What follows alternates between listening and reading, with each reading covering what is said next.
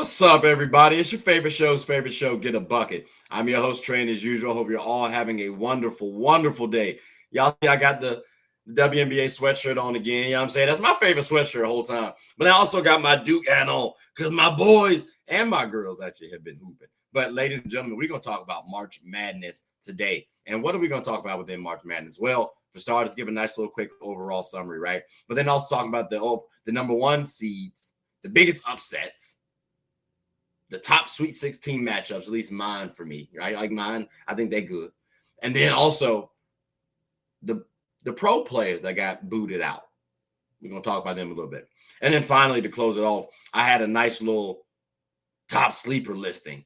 So we'll talk about them real quick, as well as my Duke wish list road to the championship. You know, you got to talk about that. Fingers crossed, right? But ladies and gentlemen, let's go ahead and get it started off with the overall number one seed. As a matter of fact, let me pull my screen up real quick, right? Because y'all got to see this. So you know what? Let's make this a little bigger. I'm not gonna be. I'm gonna let y'all watch this screen. So y'all see the number one seed, right? They did win. Kudos to y'all. Auburn, Duke, Florida, Houston. All y'all did y'all thing. All right. I'm gonna leave this on the screen for Duke though, because I'm saying them's my boys, right? Here's the thing. Duke actually had the largest point differential between all four number one seeds. Florida had 9, Auburn had 11, and Houston had 11.5. Duke had 33.5. That means both opponents that each team played, that's their point differential. And y'all heard Duke's in comparison to the other.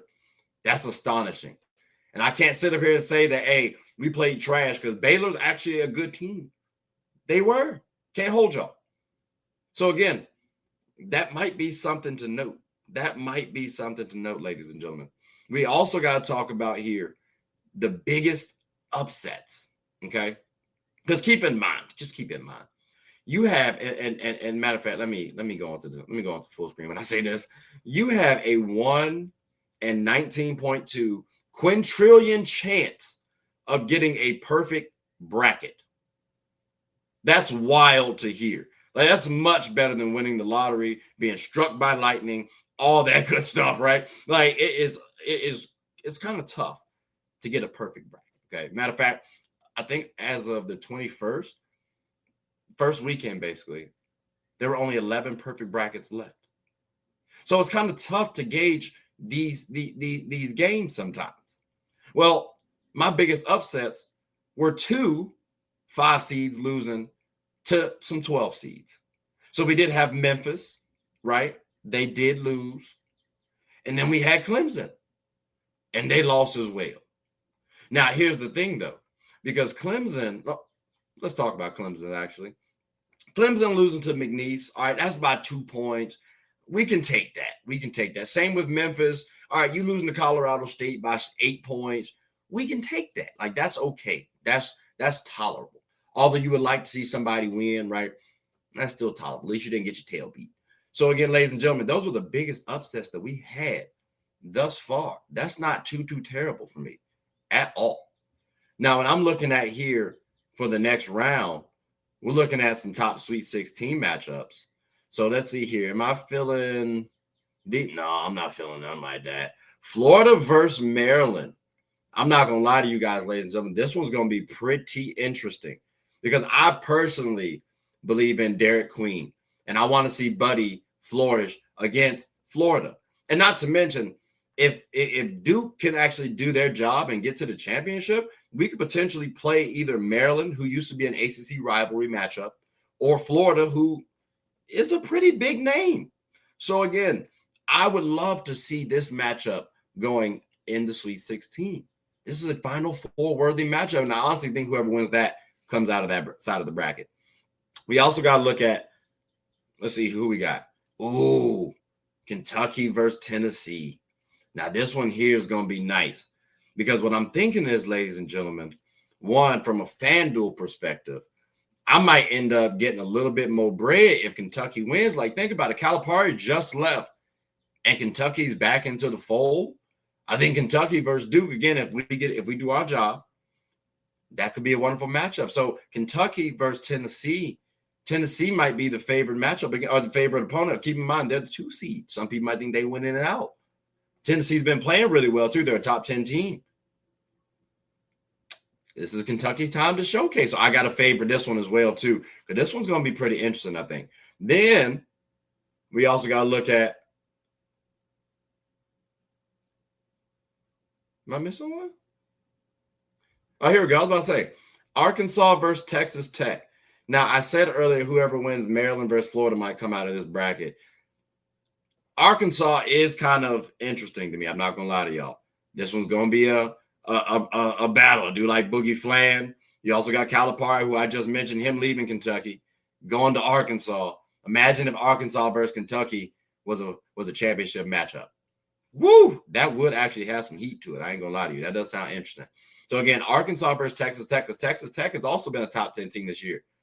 Arkansas, they have NBA talent. This is going to be a matchup to watch. I'm not going to lie to you guys, ladies and gentlemen. You got to watch this one. And then finally, I know I had to do this proper. Duke versus Arizona. Arizona's a top program. Duke's a top program. We've met before in championship rounds. Like, these two programs have been playing well this year. So we have to watch this. Not just because I got the hat on, not just because I'm a fan. You know what I'm saying? Not just because we could end up going for this championship ring here. It's because these programs have been playing well. And again, top programs like these pitted against one another.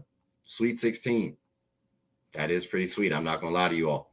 But I mean, ladies and gentlemen, that really concludes the let's see here. We got the biggest upsets, the number 1 seeds, and my top Sweet 16 matchups. Like those were all great. So let's go ahead and move on down to the pro players that are out, right? And let's start it off here with Liam McNeely, because I do think Liam McNeely played well, okay? He plays on UConn, or played for UConn. I say played because I do expect him to go to the NBA draft. But first game, didn't do too well. He did go to the second round. First game didn't do too well, but he did have a bounce back game that second game. So I do think from a pro perspective, he cool. He showed the bounce back ability for me. Like when you have a bad game and you can bounce back, you good, champ. So again, Liam McNeely, I expect him to leave and go to the draft, and you have to play well in March Madness because this is when the pressure's on you. Now, DJ Edgecombe out of Baylor, lost in the second round, played well for me. Athleticism showed up. I wish he could have dropped like a 25 ball against us. I'm not going to lie to you. That would have helped his draft stock out. But he played extremely well. Plus, Nurkic Omier did foul out. So that did help out my boys. And that didn't really bode well for VJ Edgecombe. So stuff like that does make me question his ceiling overall. But from a talent perspective, he is NBA ready, played well.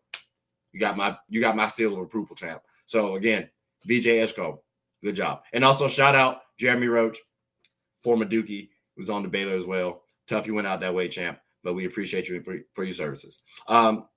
Moving on down, Trey Johnson, ladies and gentlemen. I talked about Trey Johnson 9 months ago, actually. And he plays on Texas. He lost in that very first round, like that first out realm, right? And it was tough. But again, he did play well, though.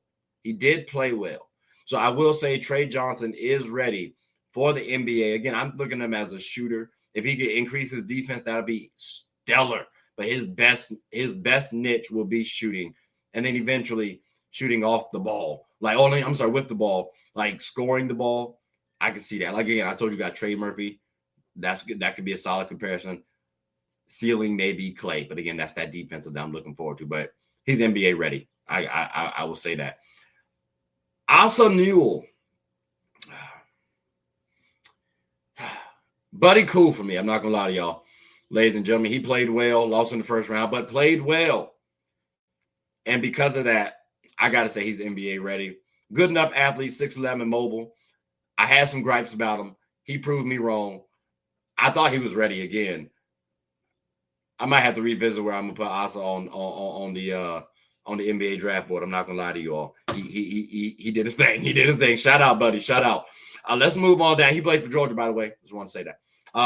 Let's move on down to Kasparas Yakujonis. I'm sorry. Oh, my gosh. That was terrible. But He lost in the second round, okay? Now, keep in mind, Illinois, they played BYU. It was a little tricky. Illinois did struggle early on. And I don't know if he's going to be an elite scorer, but from a vision perspective, I do think if Yaka Jonas does have players around him that can score, could be pretty decent. So I do understand the Josh Giddey comparisons. I genuinely do. I do think he has more capabilities to shoot than Josh Giddey. So Yaka Jonas is someone that I would be interested in, but at the same time, I don't know. It could behoove him to return for one more season. But I get it too if you're going to leave. Strike while the iron's hot. I understand that. But I got a question mark around him. I'm not going to lie to y'all. He cool, though. He cool. Jeremiah Fears out of Oklahoma. Team lost in the first round. I like him. I think he can go to the NBA right now. Keep in mind, too, he did reclassify. I do think he's about 18, 19, though. So that don't matter but so much. But he can hoop. So if I'm a team, I'm looking at him. I'm thinking Monte Ellis without the athleticism. But it's not like he's a slouch athletically, too, though. So, I mean, again, I like Jeremiah Fears. And if I'm thinking from a marketing perspective, the name Fears, that could sell tickets. So, again, I do like Jeremiah Fears. I look forward to seeing him in the NBA. Simple as plain. And then finally, ladies and gentlemen, Ian Jackson out of UNC. Team lost in the first four. Well, first round, not first four, first round. Not gonna lie to you guys, I didn't like the way Buddy played. I thought he played poor. I had gripes about him going into the NBA draft. I did see him on some people's draft boards. I see the numbers, right? I'm not the biggest fan. I get you, he's 6'4", athletic. Seems too wild. Could use an extra season. Not gonna lie to you. Staying one more year could help you out. Draft stock, I get. Think it would behoove you to stay. But again, that's just me. No shade. I get it. I got the hat on, right? I understand. Still, I believe the man should leave. Or the man shouldn't leave. But that's just me, though, ladies. And maybe that's just me. But that's all the pro players that I saw. I'm talking about at least the lottery picks that people were talking about, right? Those are the players that are out of March Madness, unfortunately. Oh, it's okay. It's okay. But what we got, though, ladies and gentlemen, before we close out, is just a little bit more to talk about. Because I did want to talk about my sleepers that I talked about on my last episode. So if you don't believe me, it's okay. I got proof. And then as well as my Duke's wish list to the championship. Let's monitor that and see how it's going. So I'll talk about these real quick before we close up shop. But my sleeper teams, I told you all, Louisville, Vanderbilt, Baylor, and Texas. All lost. Side note, because I did have one more team remaining, and that is Arkansas. And I told y'all, they are part of my Final Four or Sweet 16 focal points. Those were one of the 4 matchups I told y'all to watch because I do expect Arkansas to give us a good show. And shout out to Boogie Flan because, again, he's a pro player. And I love the fact that he's playing well, too. So, again, ladies and gentlemen, you got to watch Arkansas. If not for the entertainment, for the simple fact that they're my last sleeper team. It'd be cool if they go a little far because I'm like, yes, I called something at least. Let's go. But that's enough about the sleeper teams. Because, again, I only got one, and I already talked about them. So let's focus on Duke's road wish list, right? And matter of fact, I'll even try to bring it up real quick. The Duke's Final Four. So as y'all can see right here, we did beat Mount St. Mary. Cool. After that, we beat Baylor. Like I said, like I wanted, because, again, they had DJ Edgecombe, who's the NBA draft pick. They had Jeremy Roach, who's a former Dookie, right? And then you also got Norkin O'Meara, who was part of Miami when they made that run to the championship round, their daggone self, right? And that's also, again, an ACC tie. So we did our thing. So next, we get to see Arizona, which is the team that I wanted to see because we also got to get our payback from 2011 when Derek Williams, or that 2011-2012 season when they ended up beating us in the Sweet 16, actually, I think, if I'm not mistaken. That's when we had Kyrie Irving. I remember we lost Kyrie to that toe injury. So he only played like 11 games. So we need our get back personally. And again, like I said, too, it's a program. It's top programs like this. We have to get our get back. We have to win this matchup. For history's sake, we have to. Then after this, if we do our job, fingers crossed, I did want either Wisconsin or BYU. And as you can see, BYU beat Wisconsin. So we got to look at BYU. So hopefully, again, BYU and Duke can do their job and win. That'd be nice. That'd be nice, right? Then we got to ask ourselves, as Duke fans, who would we want to see? Because we can look at Houston.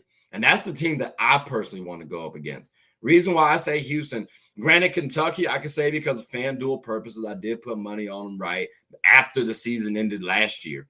But Houston, I would like to get our get back because we did beat them last year. But they did, Cryer, I think, got injured, if I'm not mistaken. And that did turn the game a little bit. And I ain't like the way how we ended up winning that one. So I personally, as a fan, true fan, would like to see that matchup again. So I hope all parties do their jobs and give us a quality show. But keep in mind, we still getting our job done and moving past Houston. Now, I did say for the championship round, ladies and gentlemen, this would be interesting because we could have played UNC for a fourth time. Can't happen. Could have played Kansas. What would that have symbolized, right? Because Kansas fell off the map. We also played Kansas early on, so that would have been cool. They would have had the redemption game. Like, it would have been a nice storyline. Can't happen because Kansas lost. UConn can't happen because they lost in the second round. So, again, who are we talking about here? Well, right now we got Auburn, Michigan State, and Maryland. So I would love to see one of those teams make it if possible. And if I'm going to be honest, maybe in order, Michigan State, Maryland, and then Auburn. Reason why? I like Tom Izzo squads. I do. I'm a fan of a Tom Izzo coach team. And then from Maryland's standpoint, the Duke-Maryland rivalry, I miss it. So to get it back in the championship game, oh, man. Remarkable. Got to have that. And then Auburn, we've seen them before. They've been the number one team. We actually were the number one seed or at least ranked team going into March Madness, but yet Auburn got the number one overall seed. I believe they also beat us too. So again, ladies and gentlemen, it could be an interesting game. But those are my rankings. And right now, again, we are going according to plan, at least somewhat. So I do like the fact that Duke's doing well. And again, March Madness overall, ladies and gentlemen, has been a phenomenal one. And that's just the men's side too. Because we got the women's side to talk about as well, but not on this episode, though. It'll be on the next one. But I definitely want you all to, one, comment and let me know how your bracket's going. Are you that one in quadrillion? I 19.2 quadrillion. If so, hey, you are him or her. I'm telling you that right now. But I want to know. So please like, subscribe, comment, tell anyone about the show. My name is Trey. I'm the host of Get a Bucket. Hope you all are having a good one. Take care.